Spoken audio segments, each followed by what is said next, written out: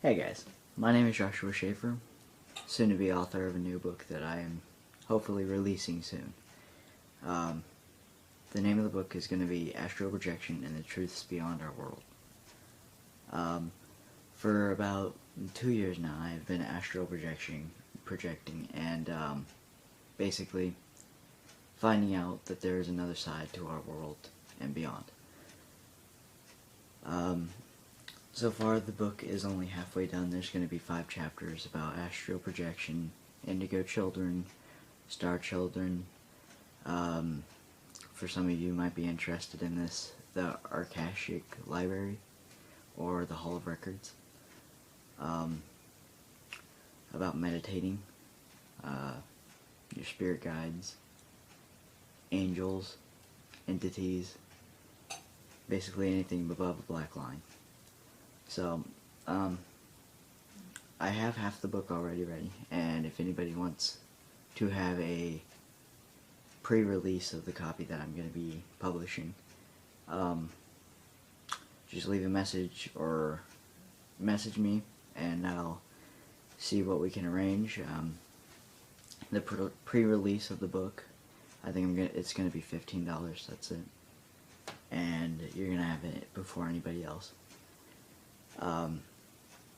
And you'll probably get it, if you message me now, you'll probably get it in about a month time, that fast, or maybe even 4 weeks and whatnot.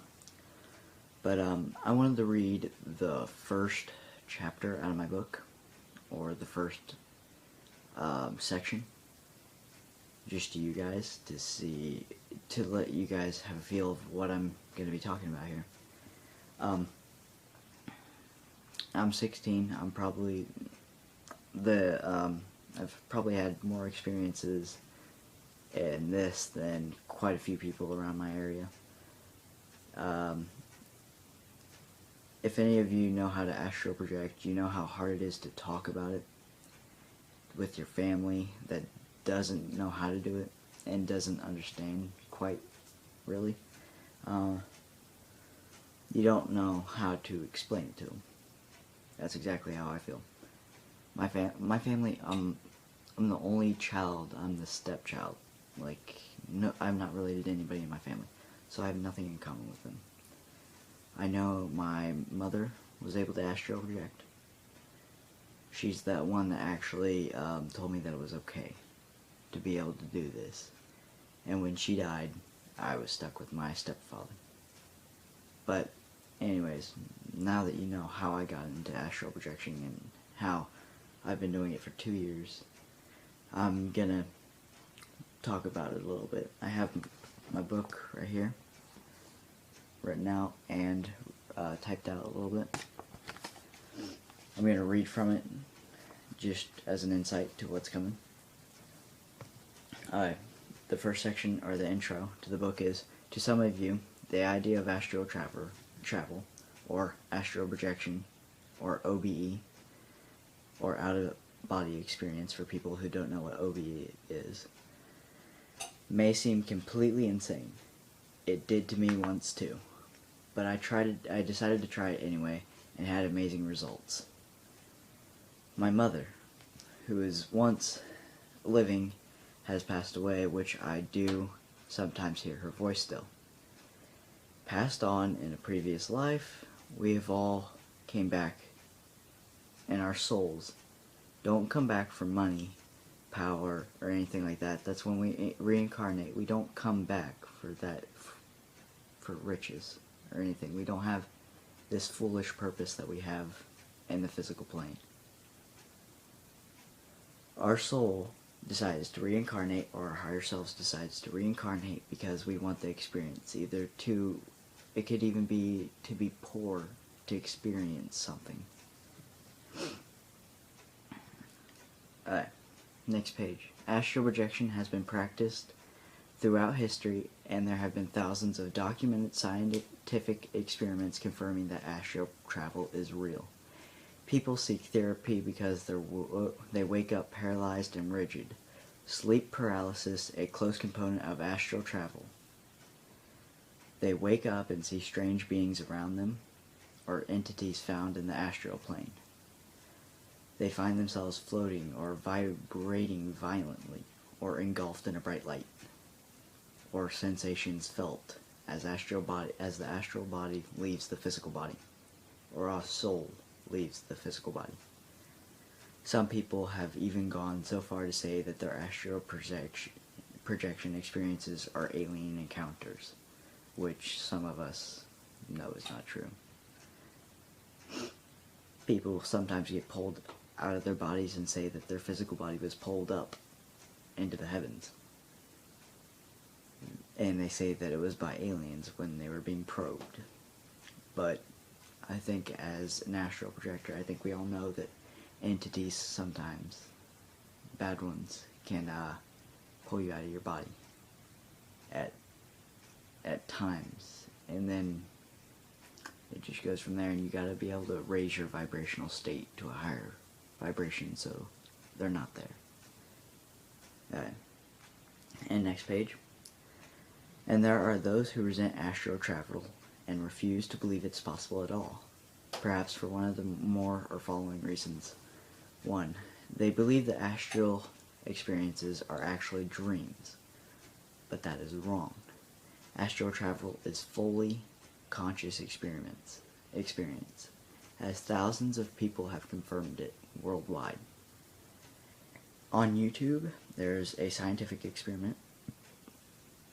I don't believe it's an actual video of it happening or anything like that. It's just basically somebody talking about it, and then there's like a reenactment. Yeah, that's what it is. And in this reenactment, this scientist tells you about how he would reward anybody $500 if they could prove that astral projection was possible. A lady came across and said that she could astral project. So, when she tried it, when she came in, he had this isolated room. She wasn't allowed to leave the room for 3 weeks. And in that 3 weeks, she had to guess a alphanumerical digitized number, which was 17 digits long, printed out by a computer. Okay? There were video feeds inside of this little isolated area. Inside of this little isolated area, there was a cabinet above, and he placed the cabinet on the wall, and he placed the alphanumerical numbers on top of the cabinet, and he drilled the cabinet into the wall so nobody could get on top of it and see it. So you would literally have to be floating above the wall in between that little space to see it. And as an astral projector, we all know that you do give off light, so you would be able to see it. And the first 3 days she was not able to astral project. I think we've all had that problem sometimes. When we want to astral project, we can't. On the 3rd day, she woke up and she guessed all the numbers correct. And at this time, nothing, there was cameras in the room, so nothing at all was seen. Nothing. But, like, nothing was seen, like, going up and reaching and grabbing it or anything like that and looking at it. So she was literally in bed, so there's no way she could have possibly known or anything like that. That's like a 1 out of 1,000 chance that she could have guessed that. I wouldn't have been able to do it. Either she has really strong intuition, or I don't know, but she did astral project, she said, so she did guess the numbers right, so that's what some people should go off of. They believe those that claim to astral, well, two. They believe that those who claim to astral travel are under the influence of drugs and or alcohol. Wrong again.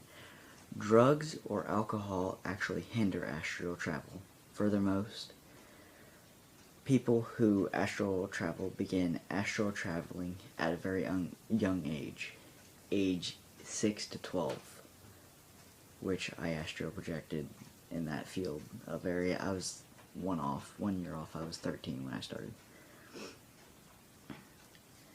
3. They believe that what people describe as an astral experience is actually an alien abduction. This is also wrong.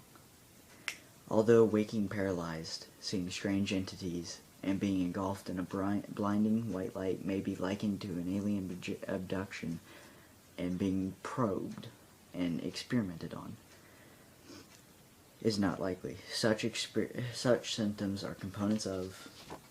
Next page. Of astral projection. 4. They believe people claim to be able to astral travel for publicity, money, or attention in general. Indeed, some people may use astral travel for such a purpose, or claim they are able to astral travel when in actuality they cannot. Maybe they do want to experience and they're lying about it, because they know so well on the topic. But that's pretty hard to do when people ask you questions about it. However, astral traveling is an enlightened spiritual experience, and he or she who has astral traveled normally understands the importance of keeping such a controversial hobby quiet. And they should also know they should also know that it could be life-changing, as you could get teased, made fun of, or even put in a mental institution for being crazy, I guess. But furthermore, it is commonly known that if one astral travels for selfish or evil purposes, they are likely to find themselves attracting unpleasant entities, or their purposes that they go to astral project changes because their higher self, when they go out of their body, their higher selves are always there, and their higher selves know that you may feel a different purpose when you get out there, not like astral peepers, people that want to astral project so they can spy on somebody. It doesn't normally happen like that, because when you astral project, I guess you could say that your feelings change.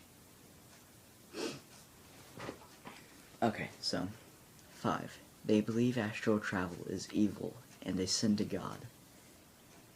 This is why it's very hard to talk about. Maybe your religion believes that it's a sin to astral project, but it's not. People have done it in the past. Source, God, whatever you call him. I don't think he cares if you decide that you want to go back and if you want to go experience something while you're in a physical body, you want to go back and see where you come from before you forget it when you reincarnate. Okay, so, a sin unto God, but I believe this is a misconception. As said above, astral projection is a spiritually enlightening and developing experience, not an evil or sinful one. The Bible actually talks about astral travel on such occasions. It describes people as being in the spiritual, or our soul out of our body, traveling, while receiving prophecy. Terminology of astral projection is also found in... I've never really known how to pronounce the Bible's sections. Ecclesiastes, or something like that. It's spelled Ecclesiastes, 12:6, 12:7, through 12:7.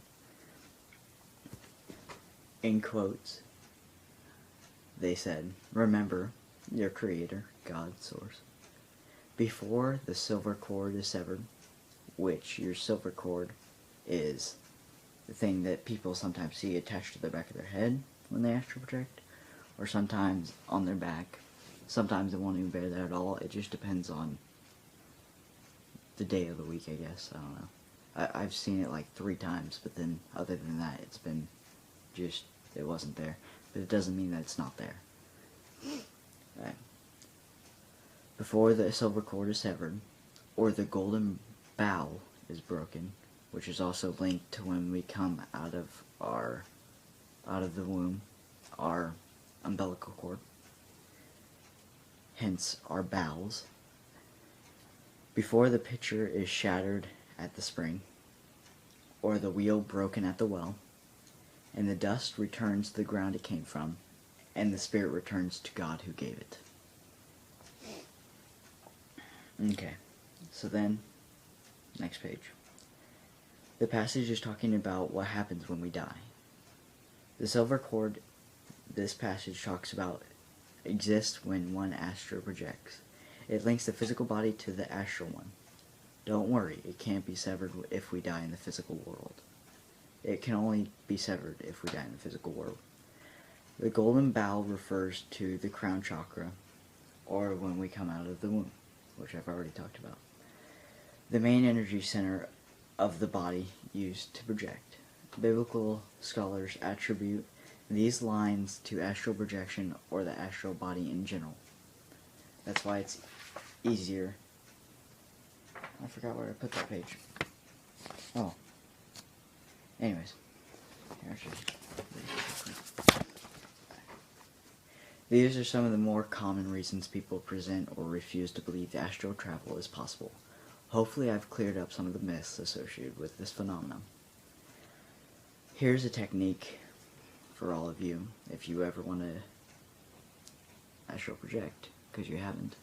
This is what I find to work well. Sometimes I need a little bit of help, so I recommend Paul Santese's fantastic Astral Projection Meditation Guide. He's on YouTube, just look him up, Paul Santese. I bluntly call this technique the 4 in the morning technique. I have tried many methods over the past 2 years, and this one has the best results. I've written it out in steps. It involves getting up at 4 o'clock in the morning. Don't be feared off by this idea, or you wouldn't want to wake up at 4 o'clock in the morning. We all know that. Nobody wants to wake up at 4 o'clock in the morning, but you don't have to stay up, okay? So don't be drawn away from the idea because you have to wake up at 4 o'clock in the morning. You don't have to do that. There's many other techniques, but this is what I found works the best. A little extra effort, but it is by far worth it. The reasons for waking up in the 4 in the morning are you will be drowsy and it will be easier to clear your head because you're not thinking of your day or what happened during your day. You will drift off to sleep much faster. You will have gotten up for a purpose. Your body and mind will be tuned to what you are trying to achieve. A note that to those who are skeptical about astral projection but wish to try it, you must keep an open mind while trying to attempt to astral project. If you believe that it doesn't exist, you're putting in your head that it's not possible, which brings the idea of fear. With fear, we cannot astral project, or it'll be harder to astral project. Negative thoughts and stuff will hold you back. Things like negative thoughts, anxiety, and everything like that, that'll hold you back from astral projecting. It's all about the mind. You can't will yourself if you have fears. Stay positive, open and willing. The technique goes as follows. Set your alarm clock for 4 o'clock in the morning or your phone. Allow yourself to drift to sleep. At 4 o'clock in the morning, the alarm will wake you. Get out of bed, turn on the light, and splash water on your face. Dry your face with the towel, because you wouldn't want to leave it wet. After about 2 minutes, get back in bed, lie your head back, and lie on your back, okay? You will most likely have a feeling of groggy and being tired. Your mind will be eager to get back to sleep. Close your eyes, clear your mind. This should be easy because you are so tired. Now imagine you are standing somewhere in your room, perhaps a far corner. vividly see yourself standing there. Do it with your third eye. If people do not know what your third eye is, it's your, some people say it's your imagination or your thought process. Just think of, you know how some people might think this, like, they imagine that they're doing something, or they're cleaning something, or so, I don't know. Whatever you imagine, like a big red dragon, you're riding a big, I don't know. But think of it as your body somewhere, think of you somewhere else, and you're watching another one of you on a bed. And you gotta vividly see yourself. Because if you're not vividly, like, look at yourself in a mirror, and just get that image stuck. Okay? Focus your whole, oh, whoops, I skipped a part. Knowing that you're standing there and that your body is still lying on the bed. Focus your whole mind on this concept. While working on that, begin a simple affirmation in your head. I am going to astral travel. I am going to leave my body. Say it in your head over and over until you feel it's not necessary or you drift asleep. While imagining you are on the other side of the room. While you're doing this, you will begin to drift back to sleep. Slowly your mind will begin to cloud. Make sure the concept of standing somewhere else in your room is the last thing that goes through your mind before you are asleep. You may experience one or more of the following sensations. Floating, sinking, vibrations, a white or blue light, a rushing or popping sound, a strange, I spelled that wrong, a strange noise, someone calling your name, a jolt. Now, people get scared when I say someone calling your name. This could be your tour guide. I call them my tour guide because the first time I astral projected, I had someone there waiting for me, trying to help me come out. They showed me the ropes, as you will.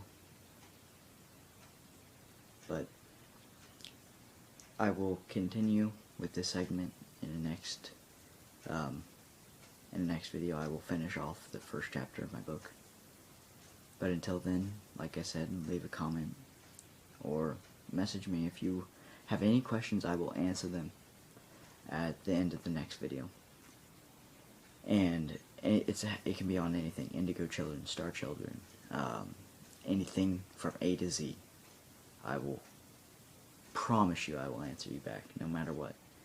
Message me or leave it in the comments section. The best questions I will post in a video, but if they're not, I'll probably get about 6 or 7 in. But if the rest of them, I will answer still, but it just won't be on video. But yeah, and until next time, I'll see you guys later. But also remember, if you guys want this book pre-early before I release it, $15, just message me and we'll see what we can do. Bye guys.